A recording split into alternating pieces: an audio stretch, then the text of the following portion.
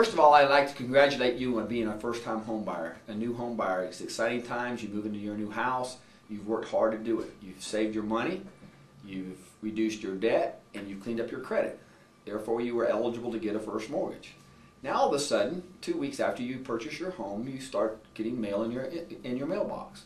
And that mail is solicitations from credit card companies, from banks, from lenders, and all sorts of people. Welcome to the economic mainstream of America. You are now considered a vital part of an asset building family. Therefore, what's happening is folks are looking at you and they're saying, hey, this person bought a home. How did they find out that you bought a home? Well, in most counties across the state of North Carolina in the United States, once you buy a home, it's registered at the Register of Deeds. So lenders, realtors, bankers, every folks that want to talk to you about economic situations or economic opportunities want to solicit you all of a sudden because you now are a homeowner. I would like to talk to you a little bit today about how you move on with that. So one morning you wake up and you find an offer in the mail to consolidate all your loans.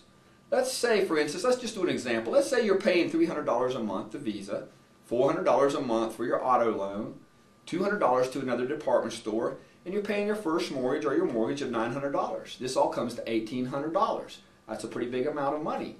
All of a sudden someone comes in and says, we can reduce your cost if you consolidate all those loans and put them to one loan. It's going to make it easy for you to pay. You make one big payment a month. You can save $500 a month. Sounds good, doesn't it? But read the fine print. And that's what we're here to talk about today, is that the cost of this loan isn't what it really seems to be. The fact is, you think you're saving $500 a month. That sounds really good. Okay, $500 a month. But what they don't tell you is that you're putting your home on the chopping block. Once you get an equity line, your house becomes part of the collateral. Let's talk a little bit about collateralized loans and non-collateralized loans. Collateralized loans means when you buy something, that whatever you buy stands up and is collateral for your loan. So, instance, if you buy a car and you don't make your car payments, they come get your car. The same with a house. It's a collateralized loan. You get a mortgage, you pay for your house on a monthly basis. Eventually, if you quit paying on it, they're going to come get your house. But other loans that are unsecured debt, such as your Visa and your department store and your credit card loans, those are not secured loans. Those you go out and you buy things and they're not secured with anything, with any asset that you purchase. So therefore, you're using your Visa or your MasterCard to go out and you buy groceries, you buy clothes, you buy all kinds of things. None of that is going to be taken away from you if you don't pay. There's no collateral that holds it. So if you do not pay that, what they'll do is they'll come after you. They may put a judgment on you for those debts and so forth, but there's no collateral that actually backs it up. But if you consolidate your loan and you mix your mortgage loan in with all your other loans, all of a sudden your house becomes collateral for all those other loans too. So what happens is you put your house into play if you do not make your payment every month. Whereas if it was just unsecured loans, then they couldn't do a whole lot about it, but they could put a lien on you, or they couldn't put a lien on your house, but they could get a judgment for you for those dollars amounts. So that's one thing wrong with that consolidated loan. Another thing is when you purchase something, the asset, the thing you're purchasing should at least last as long as the payments. So if you buy a car and it's going to be a 3 or 4 year term, your car is probably going to last 3 or 4 years.